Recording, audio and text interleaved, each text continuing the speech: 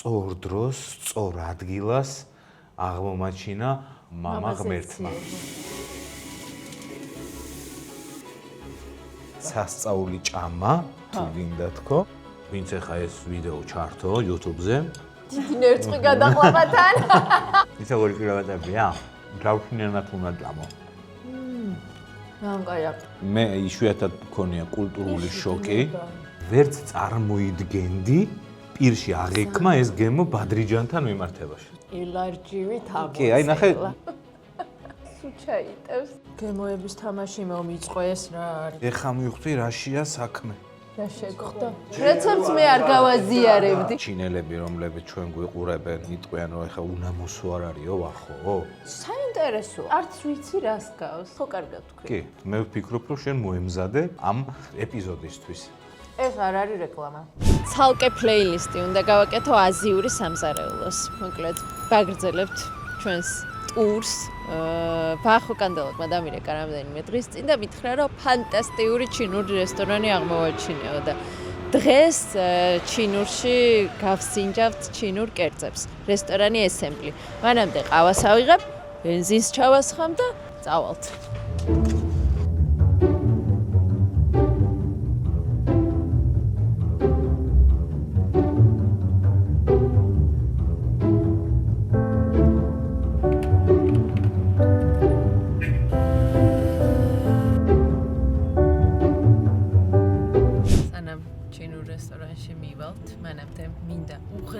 მადლობა გადაგიხადოთ ფანტასტიკური კომენტარებისთვის. ძალიან მიხარია ისეთ გულისფანთ ქალით ვკითხულობ ხოლმე. ბორჯომის ეპიზოდში რაღაც 100 სხვადასხვაობა იყო გემოებზე. საერთოდ რთული მოსაძიებელია მაგ მხარეს.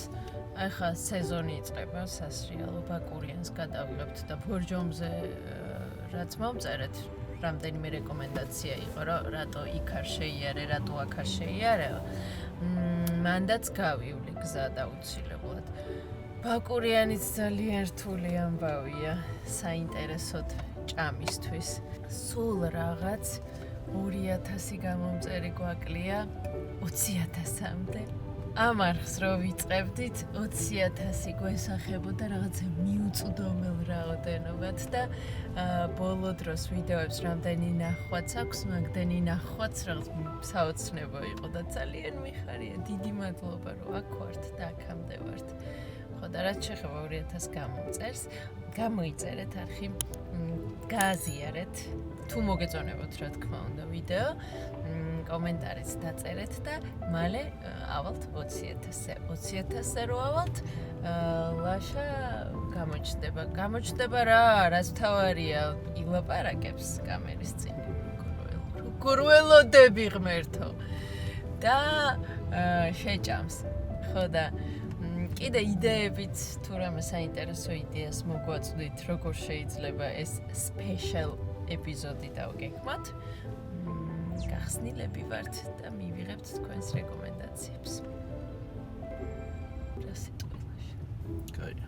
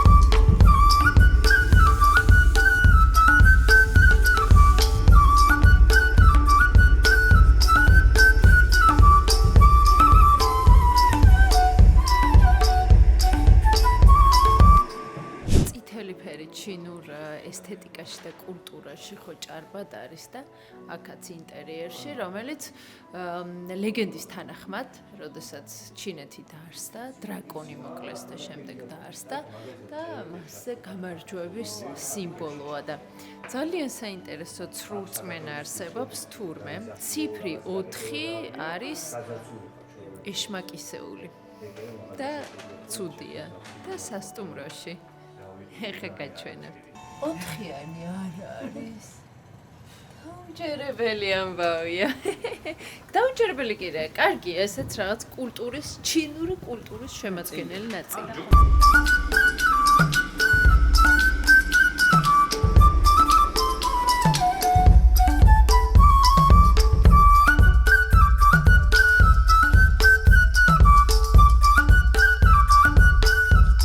მომნატრებია.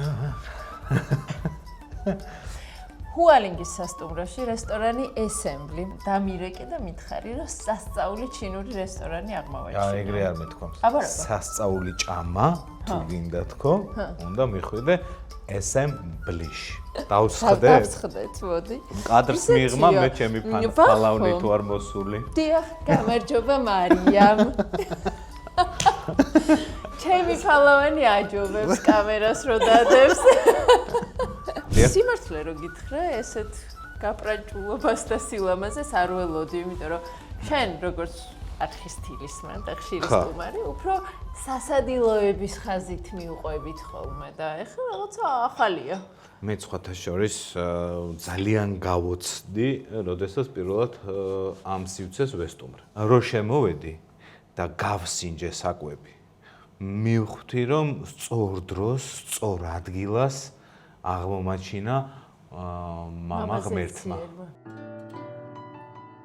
ჩაი ჩინური კვების და კულტურის ძალიან დიდი და სერიოზული შემადგენელი ნაწილია. ეს არ არის მხოლოდ ბოლოში და დესერტის ამბავი, საჭმლის მონელებას უწყობს ხელს. ის როგორ მოყავ ხარ ხასეიათზე ჩაის?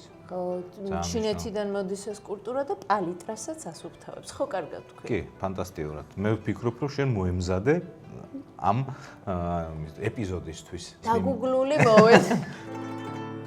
ჩინეთში შავ ჩაის, როგორც ასეთ ეჩვერო ეძახით, შავი ჩაი. ხო. აი შავტალახა ჩაი. ეგეთ ფენომენი ჩინურ ჩაიში არ არსებობს. სხვადასხვა ჯიშია. სხვადასხვა ჯიშები არის, მაგრამ ფერის მიხედვით არის გამჭვირვალეზე ცოტა მუქი.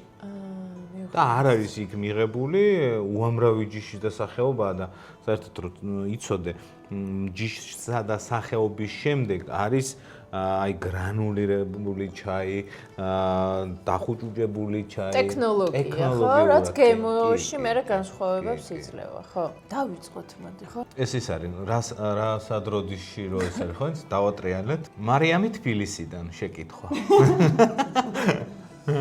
რაზეც გავჩერდებით იმის. აი რაც მოვა პირველი იმით უნდა დაიწყო ანა. კაი. შენთან მოვიდა ჩემი უსაყვარლესი დაბეგვილი კიტრი. მარიამ შენ ხო ამბობდი რომ კრევეტებით მიყავ ღმერთმაო.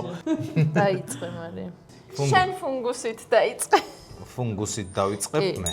აბსოლუტურად ყველანაირი ბოსტნეულისა და ხილის ფერმენტაცია არის შესაძლებელი. არის მაგალითად აი დუხაბორების მჟავეულობა ძალიან ცნობილი, არის მალაკნების მჟავეულობა, უკრაინელების მჟავეულობა, მაგრამ აზერბაიჯანშიც სხვათა შორის არა მარტო ბოსტნეულს, არამედ ხილსაც კი ამჟავებენ. ეხლა მჟავე გადაიღე და აი შენ მჟავეს ეს გადავიღებ კომბოსტო მეც. გასინჯე. მაგრამ მანამდე კიტრზე მინდა ვთქვა. ჩარბილებული არ არის მიუხედავად იმისა, რომ შეკმაზულია. ძალიან გემრიელი ზეთი და ძმარია ალბათ, ხო? რომელიც აი თავისებურ გემოზე მიყავს. ფაქტურად კარგია რაღაცნაირი ამ ზეთის. ცხარეც არის და მჟავეც. ოდნავ მოტკბოც. რა ვიღე კიტრი. კაია. ეს ნაცემი ნუდლსია? ანუ კაი ბიჭის ხელი უნდა მოხვდეს სანამ მოიხარშება რა. ფერმენტირებულ ბოსტნეულზე რო ამდენი ლაპარაკე, მოდი ხო, უნდა გასინჯო. ხო. წინა ჩემს ვიზიტზე, სრულიად შემთხვევით, როდესაც მოხვდი ამ სივრცეში, მე კრევეტები არ გამისინჯავს ნიურით. და გაინტერესებს სიახლე როგორი. ის როგორი კრევეტებია? გავშინიანად უნდა ჭამო. აუ სიცხარით, ნიურის არომატით. ჩვენთან ხანდახან აი ზედმეტად ფერმენტირებულია ხოლმე. აი ხა აქაც ცინცხალი გემო აქვს, აი წკუპ წაკრავს ეგ ფერმენტაცია, ხრაშუნაა, ხო? და კაია, ძალიან კაია. შემდეგი შეკითხვა სტუდიაში. კრევეტი გავსინჯა, რომ დაგეწია? კრევეტი არა, ჯერ ეს უნდა გასინჯო. პატრიჯანი გასინჯო. ეს არის ლაშა. პატრიჯანი, რაში, ვახო. ეს არის თევზის соусით. ვინც ახლა ეს ვიდეო ჩართო YouTube-ზე, ვიცქერს ჩვენ, პირველი ემოცია გაუჩნდება, რომ როგორ შეიძლება ბადრიჯანთან თევზის соусის გამოყენებით გემოს მიღება. აი ხა, მე მინდა შენი პირველ ყოფილი სახე მანახო. დიდი ნერწყვი გადაყვაბათან. როდესაც ამ ბადრიჯანს გასინჯავ.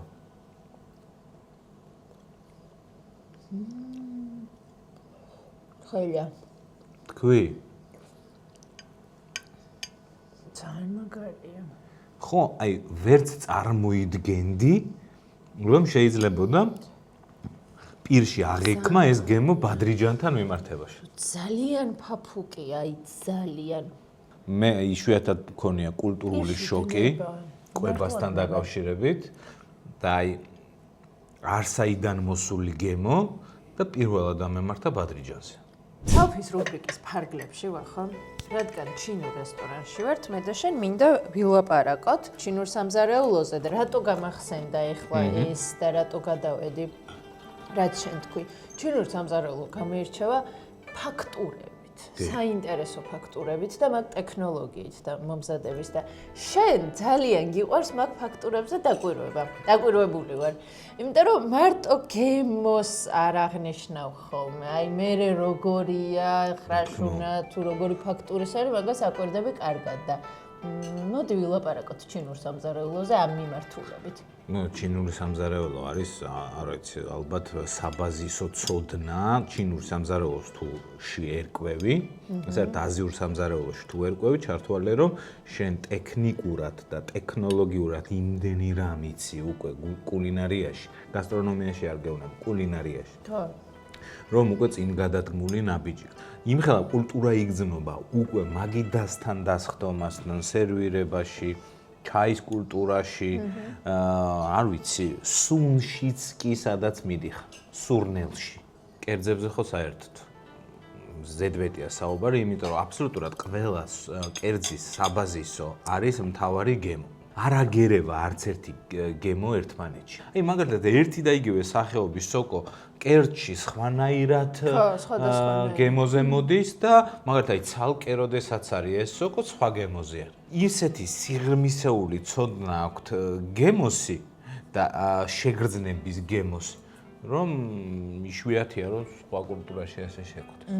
თუ ფრანგულ კულინარიას თუ არ ჩავთვლით, აი საბაზისო ძველ ფრანგულ კულინარიას, სადაც აპრიორი გემო იყო მნიშვნელოვანი. ძალიან საინტერესო ამბავი გვაქვს იმ თვალსაზრისით, რომ ატრი არის აქ მომზადებული. თვითონ ცომიც. ნაცემი. ნაცემი. და ეს ატრია ყველაზე მნიშვნელოვანი რაც არის ანა. ნახე, არ უნდა წყდებოდეს. ავტომატურად არ უნდა წყდებოდეს. ელარჯივით ამოწელა. კი, აი ნახე, ჩვენთან სამზარეულოში როგორც ღომი ელარჯი მოდის, ხო იცი? ხო.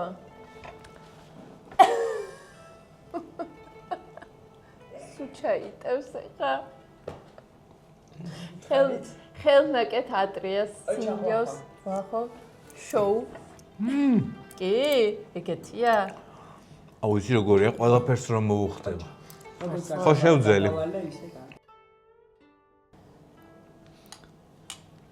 ანა. ვერ გავწყვიტე. ამას რასთან ერთად ჭამ იმ საქონლის ამას. აი ამასთან ერთად გასინჯა. ეს არის ერთი კერძი. და ესე წყუპ შეგიძლია პირდაპირ ამოაწო ან ერთმანეთში გადააზაო შენი გემოვნებით, რა რამდენი გინდა.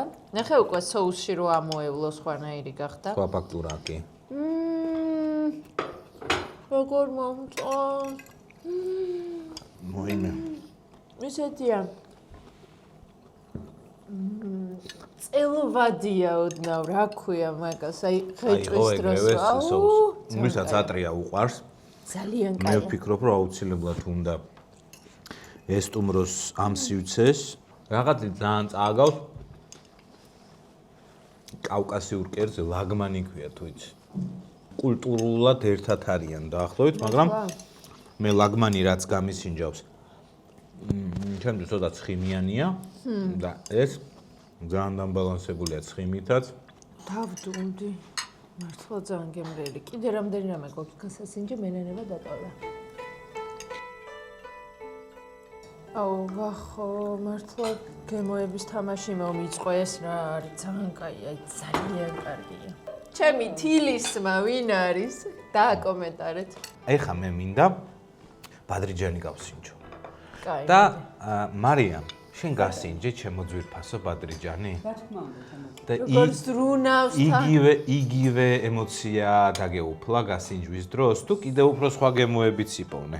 ზუსტად ის დამხვდა, რაც სულ პირველად, იმიტომ რომ პირველ შთაბეჭდილებას ვფიქრობ, რომ ძალიან დიდი მნიშვნელობა აქვს. ამიტომ მე იმ გამოსავალებოდი და ზუსტად ის გემო მივიღე, რაც მქონდა ჩემს რეცეპტორებს, რაც მქონდა დამახსოვრებული. ნაკლო მოვედი, შეგრძნა მქონდა, რომ აი ეს არის ნამდვილი ჩინური, თითქოს აი თვითონ ხო ვიცით? ბევრ ადგილას ყოფილვართ ხო იჩინურ რესტორანებში და არ ვაკნინებ არცერთ, ბევრი მიყვარს ძალიან და ძალიან გემრიელია მათთანაც ყველაფერი, მაგრამ თითქოს აი ეს ავთენტური გემოები ჩემი შეგრძნებით, რომ მე საერთოდ არ ყოფილვარ არასდროს ჩინეთში არ ვყოფილი, ჩემი შეგნებით, ჩემი შეგრძნებები თითქოს მგონია რომ ეს ის ავთენტური გემოებია, რომელიც ყველაზე მეტად აინტერესებს ადამიანს. ხო, თანამშრომლებს გავესაუბრეთ, ზუსტად ეს თქვეს, რომ ძირითადად სტუმრები მაინც შინელები არიან და ეხლა სხვანაირად მკაცრად აფასებ შენი ქვეყნის სამზარეულოს, როგორც უცხოელისთვის მართლაც ხინკალი მეტნაკლებად ერთნაირია და გემრიელია, ჩვენ უფრო სხვანაირად ვარჩევთ და ესეთი ამბავია აქ. ძალიან დიდი ჩინეთი საკმაოდ განსხვავდება თავის სამზარეულოთი რეგიონების მიხედვით და აქ ცოტა ყველაფერია წარმოდგენილი. ეს არ არის რეკლამა.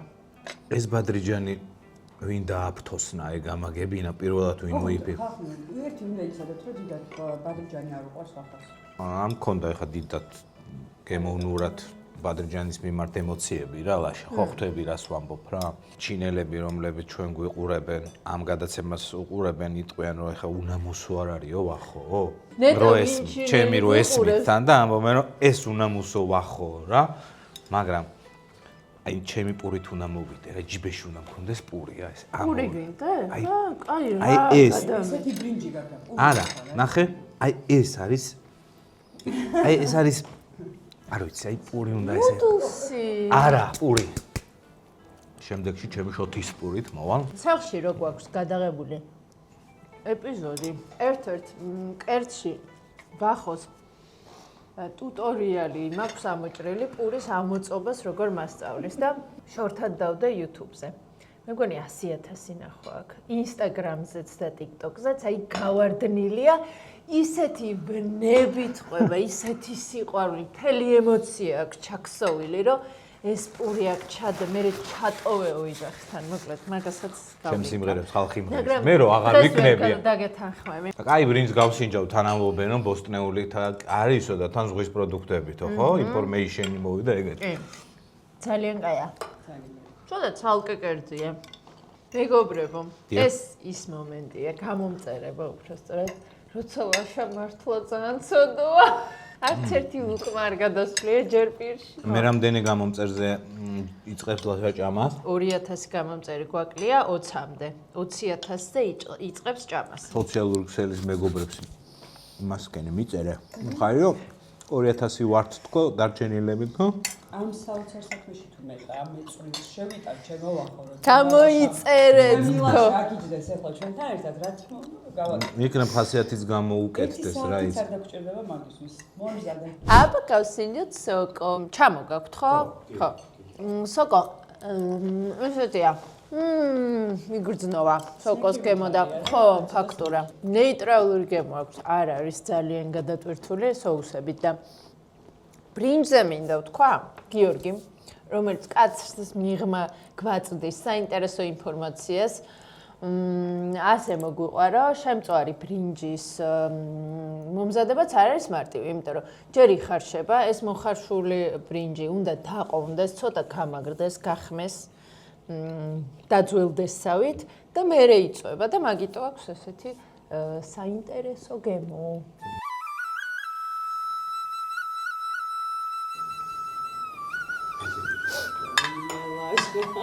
აშანსაჭამა ვახო.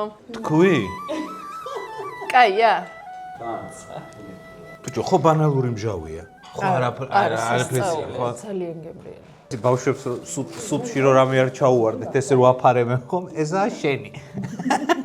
ტოფუ არ მაქვს გასინჯული, ტოფუ არის სოიოს ყველი, რაღაც ყველის მაგვარი რაღაც. ნახე, ყველი არის მხოლოდ ის პროდუქტი, რომელიც შეიცავს ზრდის პროდუქტს. ხო. ხომ არის ეძახიანი. არ არის ყველი. ბოდიში ვახო, მოყევი ტოფუ რა არის, მე გავსინჯო. ყველის მსგავსი. ყველისებრი პროდუქტი, ხაჭოს ტოფუ. ყველის სახეობა. იცოდი შენი? არა, ყავაროხილია. რიკოტა რა არის? ხო. რიკოტას როგორ ყიდულობ? ხო, როგორც ყველს ყიდულობ. ხო, კი. მარა და ხაჭოს პროდუქტია. რო? ხაჭოს პროდუქტია. კაი, ტოფუზე დამაბრუნე. ტოფუზე დაგაბრუნე. ეს არის სოიოს შედედებული სოიო.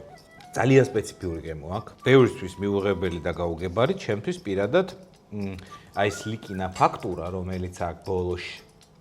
თავიდან რო უცბად უნდა დაიჭირო პირში რო დაღეჭო, ბოლოში საინტერესო არომატს აძლევს. მაგრამ ჩემი აზრით ცალკე მდგომი პროდუქტია. ანუ რაღაცაში თუ არ დაუმატე, რაღაცი თუ არ წაახალისე, ცალკე მდგომი არაფრის გემო არ აქვს. ხო და ცოტა ხო ოდნავ იმედი გამიცრუა, მაგრამ ის соуსი ძალიან გემრიელია. საინტერესო, არც ვიცი რას გავს.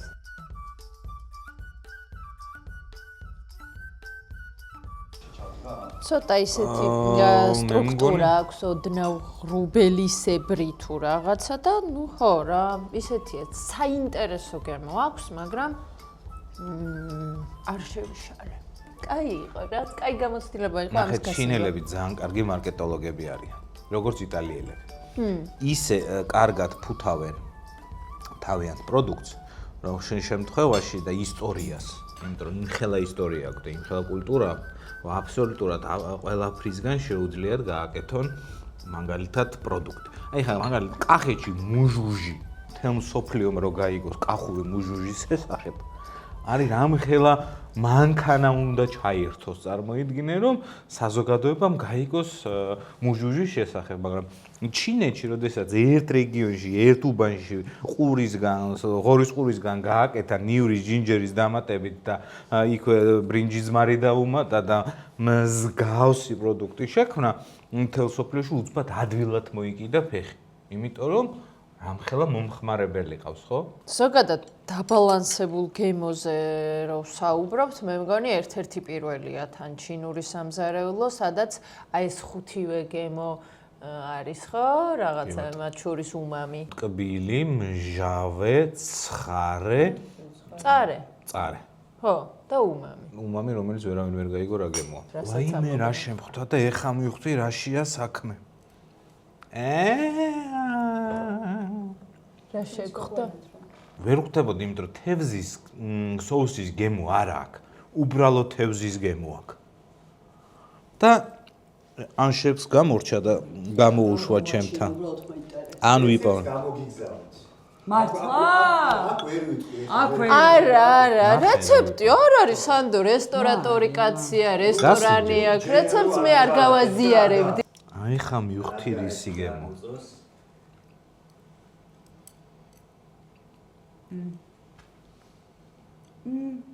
თევზი არის ეს კონკრეტულად მობრაწული. ამომიჩიჩქნე, მეც მიპოვე, მინდა. არა. გადამარილებული გამოყვანილი თევზია, რომელიც ესე კუბებად არის აშკარად ხო და იზაშვილია ანჯელოსის, აი ხედავ. დავუბრუნდი ბადრიჯანს. ბადრიჯანი არის არ ვიცი რა. მართლა ძალიან კაია. შეკითხვა მარიამთან. პრიორიტეტების მიხედვით რაც გასინჯე გემოები რო გადაანაწილა. ბადრიჯანი. ეს ბადრიჯანი არ არის, ამას დავარქვათ პატრიჯანი. ვიცოდი რომ მაგას სიტყვა დავიცოდი. ბადრიჯანი, მჟავეულობა, კრევეტები, ყველა გემრიელია, აბსოლუტურად. ერთადერთი რაც მე უბრალოდ არ მიყვარს, თუმცა დარწმუნებული ვარ, რომ ძალიან საინტერესო და გემრიელია, არის ტოფუ. ხო. რა კაი ციცაკა მომხვდა, კიდე მინდა. ვახო, გააკეთებ სახლში კი? რას? აი დღეს თუ გადავრჩი ამ ციცაკის წინები. ეხა ვახო. კარგი. ერთად მუშაობდით ტელევიზიაში, ხო და ვახო ამზადებდა ხოლმე რაღაცებს სამზარეულოს დღე გქონდა და ეხა მარიამმა რო უთხრა გაკეთებ ამას სახლშიო ზუსტად ეგრე უკვეთავდი კერძებს აუ ახო გამიკეთე რა აი ბოლონეზეს გაკეთება მასწავლე რა ბავშვებს უნდა გაუკეთო და მოიტანდა აყიდინებდა ინგრედიენტებს გააკეთებდა მე მოიკითხავდა ამ ჩემ ამბავს რა ვქენი და აღმოჩნდებოდა რომ ან დამეზარა ან 10-დან 5 ინგრედიენტი დავაგელი. აი კრევეტები ნიურით და კარაქით, ხო? და გავაკეთე პირდაპირ ეთერში. ნახა ხალხმა, ანამაც მათ შორის დააგემოვნა მათგან განსხვავებით. წავიდა სახლში. მომდის SMS. ვახო, ის მინდა კრევეტები მინდა გავაკეთო. თან ეგეთი ხმით მიწეს. ვახო. ვოისი. კრევეტები მინდა გავაკეთო. ეხა გამოვა ღემაცივარი კრევეტები არა მაქვს, ნიორი არა მაქვს და კარაქი არა მაქვს და როგორ შეიძლება ეკერძი გავაკეთო? ოღონდ ცოტა აჭარბებს, მაგრამ ძალიან. მე ვეუბნები რომ გამოიღე წიწიბურა. დამატე მარილი, მოხარშე და მივიდე როგორც კრევეტები. მაგ გემოზე. მომშივდა თავიდან. და კიდე საოცარი რაღაცა სამზარეულოს არასდროს არ გაქვს განცდა იმისა, რომ აი ნაყროვანებას რომ ვეძახით, აი გადავნაყრდი და დავნაყრდი, სულ მსუბუქად ხარ ერთი სიტყვა. ჩვენი სამზარეულო არის ძალიან ნიგვზიანი და ძალიან ცომიანი. და აეგორია, რაც მე ცუდად ყოფნის შეგრძნებას. დესერტი. დესერტი. ანანასი გამომცხვარი ცომში? ვა, ნახე როგორი ცხიმის საინტერესო ცხიმის სუნია. ორცხობილის ცომსაც გავს. პარალელურად ფენოვანი ცომსაც გავს. ორცხობილის ცომს იმიტომ გავს და ფენოვანსაც, რომ მე მგონი ბევრ კარაქზეა დამზადებული ცომი, ხო? თბილი როა, თან მე ვგიჟდები თბილ დესერტებზე. მეც ივიც მომეწონებოდა სხვათა შორის. რანყარა. მეორე დღის. გაფიცხებული. მე და ანას გვიყვარს ცხელი დესერტი. ძალიან დიდი მადლობა მინდა გადაგიხადო ანა იმისთვის რომ კიდევ ერთხელ მომეცი საშუალება რომ ამ გემრიელობებს შევქცეოდი. მადლობა შენ რომ გვირჩი. ოღონდ ხუმრობის გარეშე. ხა შენ გემოვნებას თვალდახუჭული ვენდობი. და მარიამ ძალიან დიდი მადლობა. იმისთვის რომ იყავი ჩვენთან. დიდი მადლობა. გემრიელად ჭამა რომ გიყვარს. ისაც მადლობა მე ხო? არაფრის. ყველა კერძი ძალიან სწრაფად მოვიდა და მაგის მიზეზი ალბათ ის არის რომ მაღალ ცეცხლზე მზადდება, ხო? შენ კარგად იცი ეგ ამბავი? ხო. ხო. მაღალ ცეცხლზე. ჩინური სამზარეულოს ნებისმიერი კერძი. 2 და 3 კერძს ერთდროულად ვერ აკეთებენ თურმე, იმიტომ რომ იმდენად მაღალ ცეცხლზე ის ჩკარ-ჩკარა ვოკში. ხო, ვოკი. წავედით ლაშა მომიწვიოთ. ხო. და ეგ არის. ლაშა გაგიცი. ლაშა საჩუქარი მაქვს, ერგა პატრიჯარი მოგეწონა. ვაიმე. ძალიან დიდი მადლობა. იმას გამოგიგზა. აუ ზაფხულში მაგ დაბადების დღე და აი მომიწყეთ დაბადების დღე. ეს ჩასასკარი ასე არ გახარებია ვახოს ესე რომ იცი რა ვახო ამას არ შეჭამს და გამოიზოგავს. აი სუფთა როგორია იცი ლაშა? აი ესე პირსახოცი უნდა დაიდო თავზე და აი ესე ინგალაცია უნდა იკეთო რა ისეთია რა.